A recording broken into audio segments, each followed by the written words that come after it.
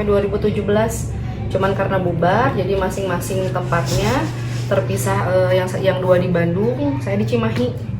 Paling kalau yang dari saya ini, yang di rumah ini di tahun 2022 mulainya di rumah, gitu.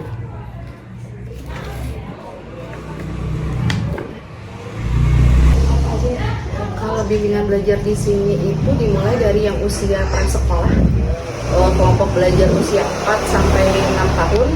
Pokoknya ya yang sebelum masuk TK ya, yang prasekolah, usia TK 5 sampai 7 tahun, usia SD dan SMP. Itu di sini. TK sampai SMP.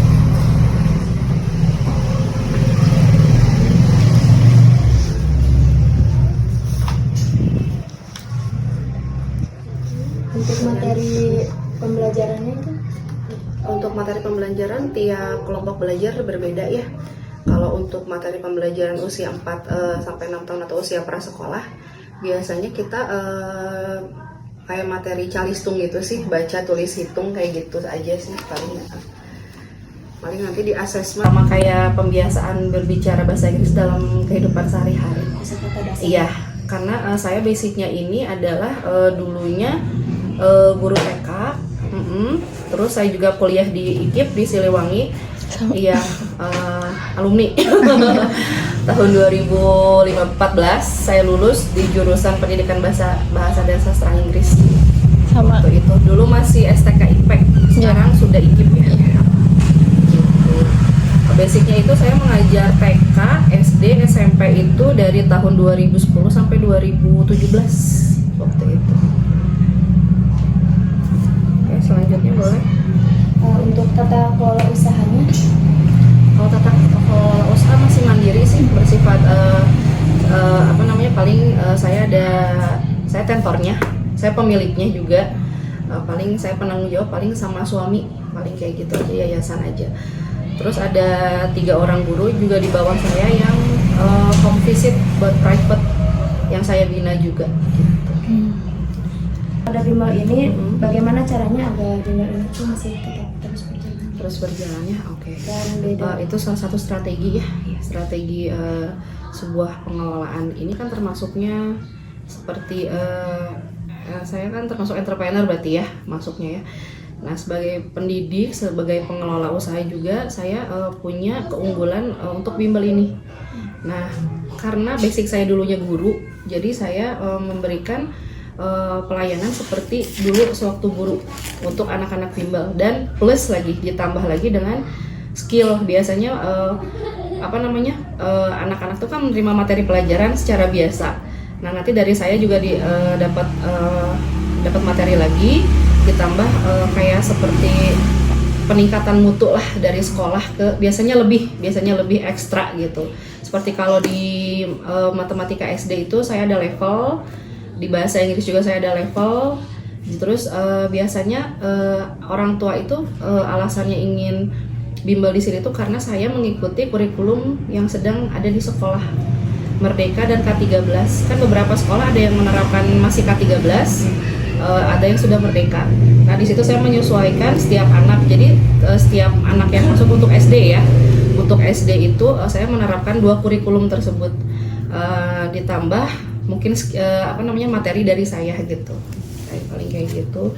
Mungkin lebihnya lagi ada di bahasa Inggrisnya sih. Kayak pembiasaan anak itu ada plus bahasa Inggrisnya gitu. Nggak ganggu kan? Mungkin itu yang menjadi pembeda. Iya, plus Englishnya aja. Karena kan saya dulu basicnya sekolah di yayasan Jerman. Jadi yang sehari-harinya itu menggunakan bahasa Inggris dari mulai kegiatan inti sampai penutup. Paling seperti itu lebihnya.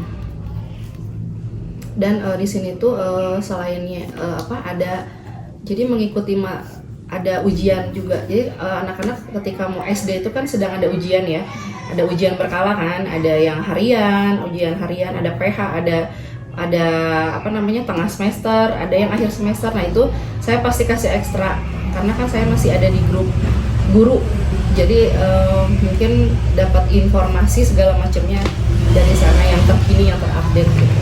Untuk fasilitas di sini yang tersedia? Fasilitas ya, karena di sini kan balance antara anak usia prasekolah TK dan SD. Mungkin kalau untuk usia prasekolah TK saya menyediakan kayak media belajar, karena kan beberapa pembelajaran itu memakai metode gitu. Kadang saya di sini ada metode demonstrasi, seperti ada menunjukkan kepada anak-anak, yuk kita belajar warna hari ini, kita pakai sesuatu yang menarik lah untuk anak-anak gitu. Biasanya kalau untuk pembelajaran bahasa dan angka juga saya kan kayak misalnya pakai kartu angka ya, misalnya ini angka berapa, 14, ini tulisannya seperti ini. Jadi yang untuk prasekolah dan SD kelas 1 itu masih pakai alat peraga. Ada buku cerita untuk memperkaya bahasa anak ya, untuk mempelajari kognitif. Media biasanya kalau lagi matematika satuan waktu kita pakai jam, buku cerita. Kalau untuk kayak seperti demonstrasi, untuk metode-metode belajar yang membutuhkan meningkatkan skill bahasa, ada beberapa anak kan karakternya beda-beda, ada yang sulit bicara, kita pakai kayak misalnya boneka tangan kayak gitu. Terus selebihnya mungkin ada media yang saya buat sendiri ya. Kalau ini untuk motorik ya, ada beberapa anak tuh jadi sekarang harus memperkaya motorik. Jadi ada anak yang nggak bisa gunting, nggak bisa lem, itu tuh kan karena memang motorik halusnya kurang terasah ketika waktu sekolah usia dini. Ini ada materi yang saya pokoknya dibikin semenarik mungkin, berwarna. Ada beberapa ya media kayak misalnya belajar, yuk baca seperti anak berulang-ulang